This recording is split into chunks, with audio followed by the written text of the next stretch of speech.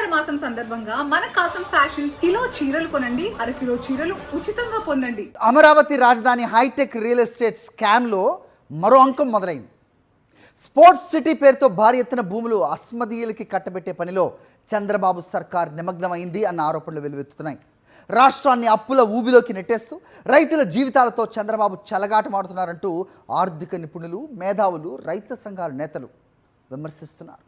Sports city నిర్మాణం పేరుతో రెండో విడత ఇప్పటికే 7 గ్రామాల్లో 20,494 ఎకరాలను ల్యాండ్ పూలింగ్ కింద సిఆర్డీఏ సమీకరిస్తోంది.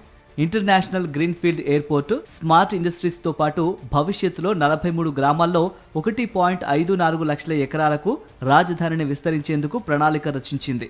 రెండో విడత సమీకరిస్తున్న గ్రామాలతో పాటు ఎయిర్పోర్టు, భవిష్యత్తులో రాజధాని విస్తరించే 43 గ్రామాల్లోనూ మాస్టర్ ప్లాన్ తయారీ కోసం ఈ ఏడాది జనవరిలో టెండర్లు పిలిచింది.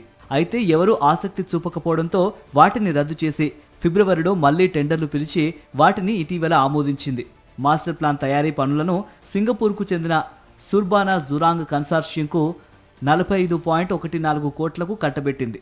2015లో 53,748 ఎకరాల్లో రాజధాని మాస్టర్ ప్లాన్ తయారీ బాధ్యతలను ఇదే కన్సార్షియంకు 12.32 కోట్లకు అప్పగించడం గమనార్హం.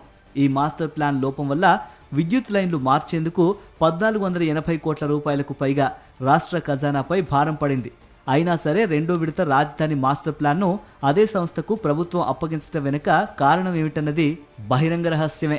రాజధానిపై ముందే వంది మాగాదులు, బినామీలకు లీకులిచ్చి ఇన్సైడర్ ట్రేడింగ్ కు పాల్పడి రైతుల నుంచి కారు చౌకగా భూములు కాజేసిన తర్వాత 2015లో గుంటూరు జిల్లా తుళ్లూరు, తాడేపల్లి, మంగళగిరి మండలాల్లోని 29 గ్రామాల పరిధిలో రాజధానిని ఏర్పాటు చేస్తున్నట్లు ప్రభుత్వం ప్రకటించింది. అప్పట్లో 53,748 ఎకరాల్లో రాజధాని నిర్మిస్తున్నట్లు ప్రకటించింది.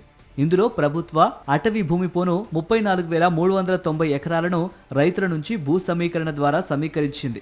ఆ భూమిలో రాజధాని నిర్మించడానికి కనీస మౌలిక సదుపాయాల కల్పనకే ఎకరానికి 2 కోట్ల రూపాయల చొప్పున 1,00,000 కోట్ల రూపాయలు అవసరమవుతాయంటూ అప్పట్లో కేంద్రానికి సీఎం చంద్రబాబు డిపిఆర్ సమర్పించారు. కానీ 11 ఏళ్ళు అవుతున్నా ఇప్పటికీ రైతులకు అభివృద్ధి చేసిన ప్లాట్లు ఇవ్వలేదు.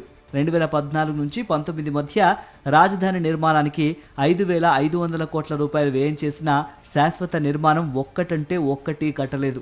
2024 జూన్ 12న మళ్లీ సీఎంగా చంద్రబాబు బాధ్యతలు స్వీకరించారు. అధికారంలోకి వచ్చి ఇప్పటికీ 25 నెలలు పూర్తయింది. రాజధాని నిర్మాణ పనుల కోసం 47,387 కోట్ల రూపాయలు అప్పు తెచ్చి సుమారు 60,000 కోట్ల రూపాయల అంచనాతో పనుల్ని కాంట్రాక్టర్లకు అప్పగించారు. కానీ నిర్దేశించిన లక్ష్యం మేరకు పనులు సాగటం లేదని అధికార వర్గాలే చెబుతున్నాయి. తొలి విడత సమీకరణ కింద భూములు ఇచ్చిన రైతులకు 10 ఏళ్లలో అభివృద్ధి చేసిన ప్లాట్లు ఇస్తామని, ఆ 10 ఏళ్లు కౌలు చెల్లిస్తామని హామీ ఇచ్చారు. కానీ ఆ మేరకు హామీ అమలు చేయలేదు.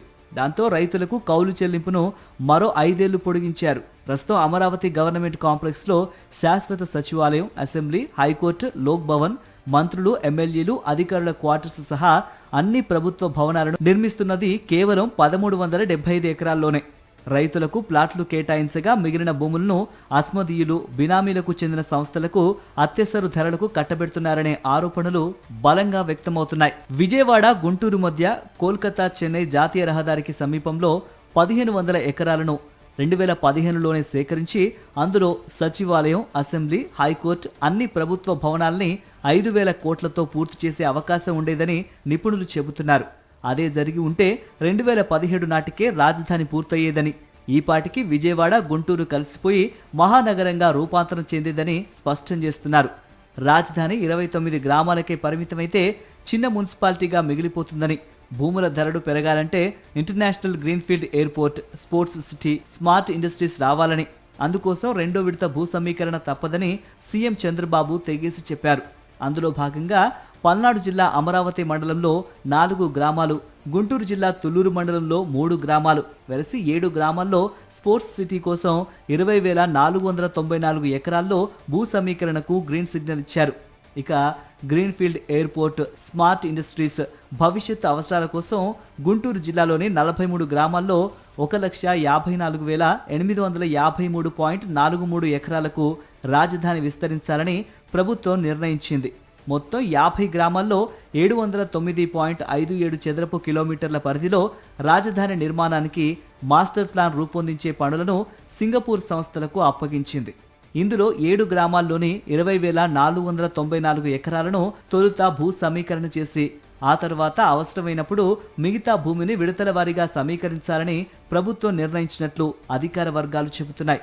రహదారులు, వరద నీటి నియంత్రణ, మురుగునీటి వ్యవస్థ, విద్యుత్ సౌకర్యం వంటి మౌలిక సదుపాయాల కల్పన, ఆ పనులకు జాతీయ, అంతర్జాతీయ బ్యాంకులు, ఆర్థిక సంస్థల నుంచి అప్పులు తీసుకోవడంతో పాటు ఇంకా ఇతర మార్గాల ద్వారా ఆర్థిక వనరుల సమీకరణ అవకాశాలను అన్వేషిస్తూ మాస్టర్ ప్లాన్ రూపొందించాలని నిర్దేశించింది. స్పోర్ట్స్ సిటీ ముసుగులో బిల్లీరావు వంటి బినామీలకే వేలాది ఎకరాల భూములను కట్టబెట్టేందుకు పావులు కదుపుతున్నారనే ఆరోపణలు బలంగా వ్యక్తమవుతున్నాయి. రాజధానికి అత్యంత సమీపంలో గన్నవరం ఇంటర్నేషనల్ ఎయిర్పోర్టు ఇప్పటికే ఉంది. ఆ ఎయిర్పోర్టుకు రాజధానికి అనుసంధానం చేస్తూ వెస్ట్రన్ బైపాస్ నిర్మాణం కూడా పూర్తయింది. ఇక రాజధానికి కొత్తగా ఎయిర్పోర్ట్ అవసరం లేదు. కానీ ఇంటర్నేషనల్ గ్రీన్ ఫీల్డ్ ఎయిర్పోర్ట్ కోసం మరో విడత భూ సమీకరణ చేసి ఆ భూమిని మరో బినామీకి కట్టబెడతారనే ఆరోపణలు బలంగా వ్యక్తమవుతున్నాయి. హైటెక్ రియల్ ఎస్టేట్ స్కామ్ కోసం రాష్ట్రాన్ని అప్పుల ఊబిలోకి నెట్టేస్తూ రైతుల జీవితాలతో చెలగాటమాడుతున్నారంటూ నిపుణులు, మేధావులు, రైతు సంఘాల నేతలు ఆగ్రహం వ్యక్తం చేస్తున్నారు. తొలి దశ రాజధాని నిర్మాణం పూర్తయ్యేసరికి వ్యయం లక్షల కోట్లకు చేరుతుందని అధికార వర్గాలు లెక్కలు వేస్తున్నాయి. ఈ లెక్కన రాజధానిని 1.75 లక్షల ఎకరాలకు విస్తరించే పనులు పూర్తి కావాలంటే ఇంకెన్ని వందలేళ్లు పడతాయి? ఇంకెన్ని లక్షల కోట్ల వ్యయం అవుతుంది? ఇంకెన్ని లక్షల కోట్లు అప్పు తేవాలని ఆర్థిక నిపుణులు ప్రశ్నిస్తున్నారు. ఇప్పటికే అప్పుల ఊబిలో కూరుకుపోయిన రాష్ట్రాన్ని రాజధాని నిర్మాణం పేరుతో తెచ్చే అప్పులు పీకల్లోతు ఆర్థిక సంక్షోభంలోకి నెడతాయని ఆందోళన వ్యక్తం చేస్తున్నారు. మరిన్ని అప్డేట్స్ కోసం ఛానల్ ను సబ్స్క్రైబ్ చేయండి. నోటిఫికేషన్స్ కోసం బెల్ ఐకాన్ పై క్లిక్ చేయండి.